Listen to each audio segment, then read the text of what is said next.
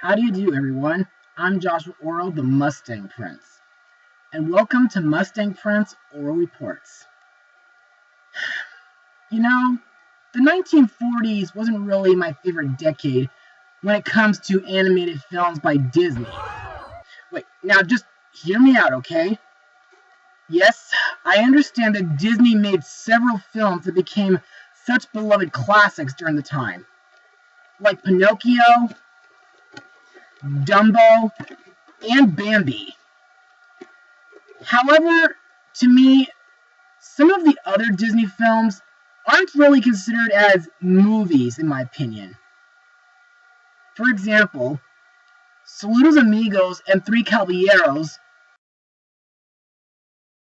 are more like animated documentaries about Latin America. The Adventures of Ichabod and Mr. Toad and Fun and Fancy Free are both movies that include 2 cartoons in them. And lastly, Melody Time and Make Mine Music are films that are both collections of musical Disney shorts. But there was one Disney film from the 1940s that I have been interested in blogging for some time. And I think today is quite possibly the best time to do it. So, released on November 13th, 1940, the movie is Fantasia. Now, this movie brings to life Walt Disney's vision of blending animated imagery with classical music. What had begun as a vehicle to enhance Mickey Mouse's career blossomed into a full-blown feature that remains unique in the history of animation. And what do I think of this movie? Well, while I didn't watch this movie too much when I was little, I think this movie truly is Walt Disney's magnum opus. And to further explain why I love this movie these days, let's move on to Mustang notes. The story direction was provided by Joe Grant and Dick Humer. I hope I'm pronouncing that right. And the production supervisor was Ben Sharpstein. The film consists of 8 animated segments, set to pieces of classical music conducted by Leopold Stachowski, 7 of which are performed by the Philadelphia Orchestra. Music critic and composer Deems Taylor acts as the film's master of ceremonies, providing a live-action introduction to each animated segment.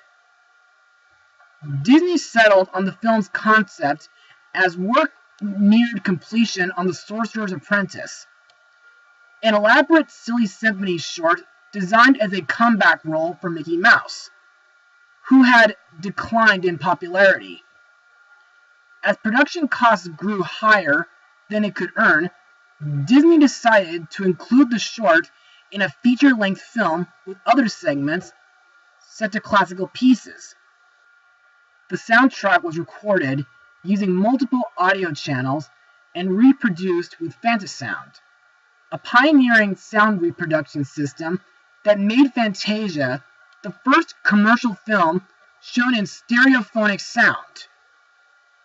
While the movie was critically acclaimed, it was unable to make a profit due to World War II cutting off distribution to the European market, as well as the film's high production costs and the expense of leasing theaters and installing the Fantasound equipment for the roadshow presentations. Also, as a bonus fact, a few segments in this movie got to appear in the Symphony of Sorcery level in Kingdom Hearts Dream Drop Distance, but I'll talk about them in a few minutes. But for now, let's talk about the host of the movie, Deems Taylor. Deems was an American composer, music critic, and promoter of classical music. He was also referred to by Nat Benchley as the Dean of American Music. In the movie, Deans provides a live-action introduction to each animated segment, and in my opinion, I think he gives great details on the segments that the audience will be watching. Also, he seems like a nice guy by all accounts, though it's sad that he's no longer alive as of 1966, the same year that Walt Disney passed away. Now here's where we come to the movie's maestro, Leopold Stachowski. Stokowski is one of the leading conductors of the early and mid-20th century. He is best known for his long association with the Philadelphia Orchestra. He was especially noted for his free-hand conducting style that spurned the traditional baton and for obtaining a characteristical sumptuous sound from the orchestra that he directed. He was also a lifelong champion of contemporary composers, giving many premieres of new music during his 60-year-long conducting career. In my opinion, Mr. Stachowski is a great maestro, and I think his team of musicians did a fantastic job in this movie. And now, let's move on to the segments in the movie. The first segment is Toccata and Fugue in D minor by Johann Sebastian Bach. This segment begins with live-action shots of the orchestra illuminated in blue and gold, backed by superimposed shadows which later fade into abstract patterns. And then, when the animation begins, we see animated lines, shapes, and cloud formations which reflect the sound and rhythms of the music. In my opinion, this segment is very interesting with the musicians. Plus the camera shots are pretty good too. But the animation part is the best because it looks wonderful. My favorite parts of the animation are the lines, the movement through the hills, as well as golden sun rays. Plus, the ending with Stachowski standing in front of a sun is glorious.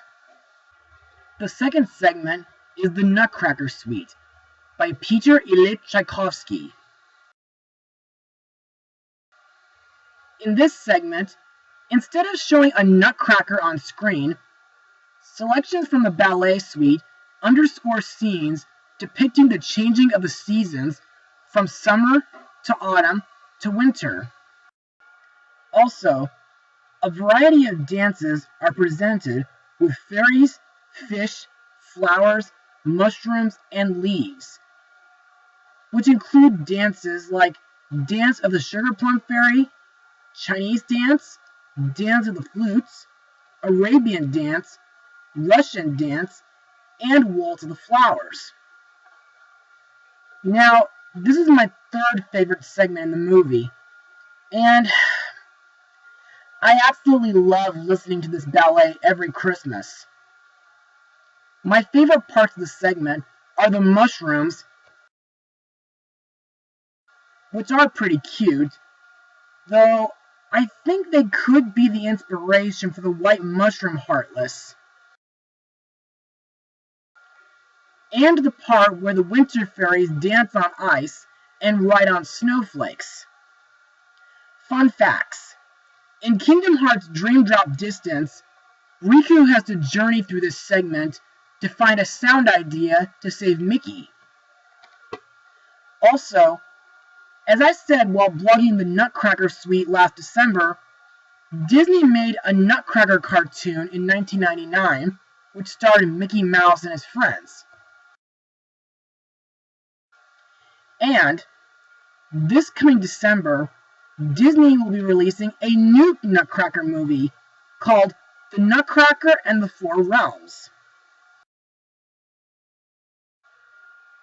And now, we come to the segment that became a Disney favorite, The Sorcerer's Apprentice by Paul Dukas.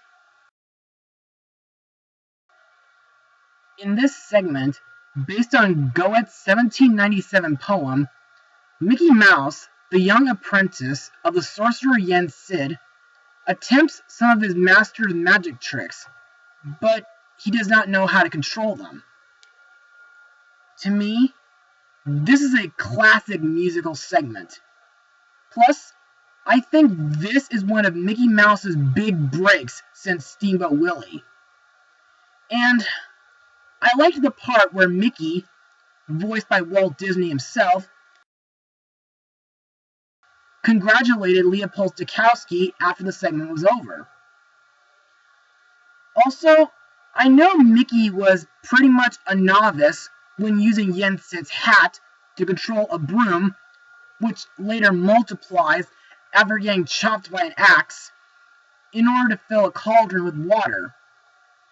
On the other hand, this was not as big a disaster as when Mickey accidentally created the shadow blot and caused the thinner disaster in Epic Mickey.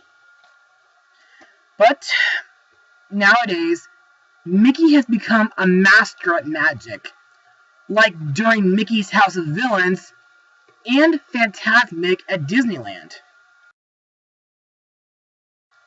As for Mickey's teacher Yen Sid,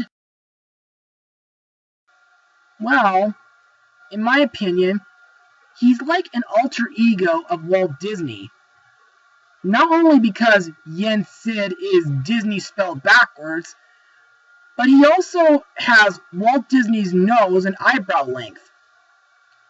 Plus, while he is strict, Yen Sid is a wise sorcerer. Also, years after this movie, Yen Sid would get his first speaking role in a 1971 episode of The Wonderful World of Disney called Disney on Parade, where he was voiced by the late Michael Rye. And Yen Sid got to appear in a CD-ROM game called Disney Phonics Quest. And then, in 2006, Yen Sid would get a special role as a retired Keyblade master in the Kingdom Hearts series. And he got a voice provided by Corey Burton, who also voices him in Epic Mickey and Mickey and the Magical Map at Disneyland. Lastly, in 2010, Jerry Bruckheimer made his own version of The Sorcerer's Apprentice, starring Nicolas Cage and Jay Baruchel. And, in my opinion, this is an okay movie, though it's not as good as the animated segment. Next, we come to The Rite of Spring by Igor Stravinsky. This segment shows a visual history of the Earth's beginnings, depicted to selected sections of the ballet score. The sequence progresses from the planet's formation to the first living creatures, followed by the reign and extinction of the dinosaurs. In my opinion, this segment is presented kind of like a dinosaur documentary, except it doesn't have a narrator. Also, this segment is very interesting, even though the ending is very depressing when the dinosaurs go extinct, either by starvation, dehydration, or quicksand. But those things aside, my favorite parts of the segment is the Volcano Sequence, the T-Rex and Stegosaur fight, and the part where a flock of pteranodons swoop down to catch fish, even though one of them gets eaten by a mosasaur. Also, fun fact, the dinosaurs in this segment got to appear on Ford's Magic Skyway at the 1964 New York World's Fair. And on July 1st, 1966, the dinosaurs were transferred to a diorama tunnel on the Disneyland Railroad known as the Primeval World.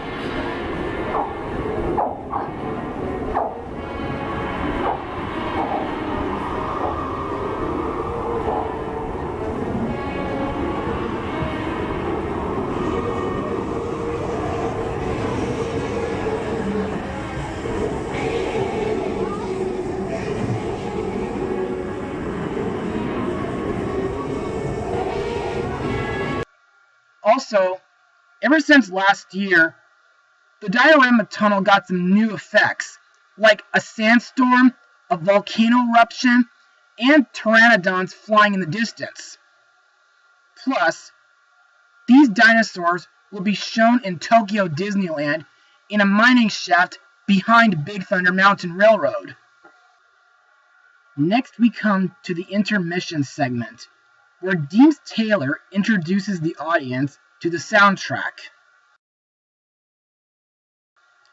An animated character who's a straight white line which changes into different shapes and colors based on the musical sounds played. This is a humorously styled demonstration of how sound is rendered on film. To me, while Mr. Taylor describes the soundtrack as a shy character, I think he's pretty cute. My favorite instruments that he moves his lines with are the harp, trumpet, bass drums, and the bassoon. Now we come to my all-time favorite segment in this movie, the Pastoral Symphony by Ludwig van Beethoven. This segment shows a mythical Greco-Roman world of colorful centaurs and centaurettes, cupids, fauns, and other figures of classical mythology. The story is about a gathering for a festival in order to honor Bacchus, the god of wine, which is later interrupted by Zeus, who creates a storm and directs Vulcan to forge lightning bolts for him to throw at the attendees. The reason why I love this segment is because, as Mustang Prince, I love the creatures shown in this, like the unicorns, Pegasus, and centaurs. I mean, sometimes they bring me tears of happiness upon seeing them here. And I also love the part where the centaurs find centaurette mates. Also, this segment's version of Zeus is pretty different from Zeus from the 1997 Disney film Hercules. What's more, Beethoven's music for this segment is very peaceful, emotional, romantic, and powerful. Lastly, in Kingdom Hearts Dream Drop Distance, this segment is where Sora goes through in order to find a sound idea to save Mickey from a Spelican.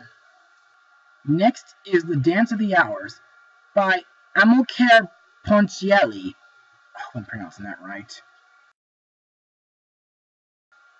This is a comic ballet which is displayed in 4 sections: morning, afternoon, evening, and night. This segment stars Madame Apanova and her ostriches, Hyacinth Hippo and her servants, Elephantine and her bubble-blowing elephant troupe, and Ben Alligator and his troupe of alligators, who dance during the 4 sections of the day. And then, during the finale, it finds all the characters dancing together until the palace collapses. In my opinion, this ballet is probably the second most popular segment, and I think it's very graceful and pretty funny. Also, I like how the animals are portrayed like real dancers, courtesy of their outfits. Plus, just so all you know, the characters from this segment would later be seen in Who Framed Roger Rabbit and Mickey's Twice Upon a Christmas. Next we come to Night on Bald Mountain by Modest Mussorgsky. At midnight, the devil Chernobog awakes and summons evil spirits and restless souls from their graves to Bald Mountain. The spirits dance and fly through the air until driven back by the sound of the Angelus bell as morning arrives. In my opinion, this segment is very frightening. In fact, it scared everyone who first saw it back in 1940.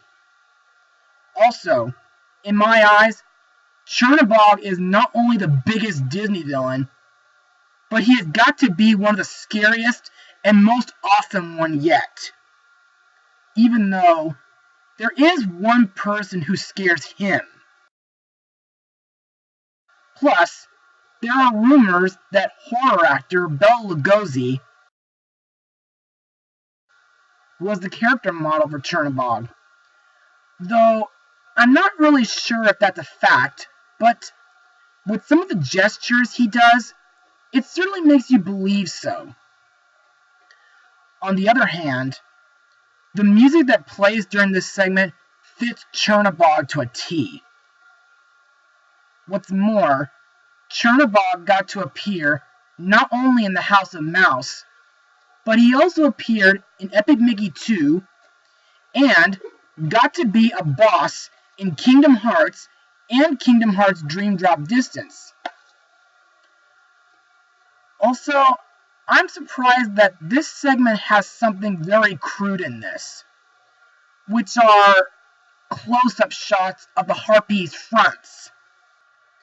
Last but not least, we have Ave Maria by Franz Schubert.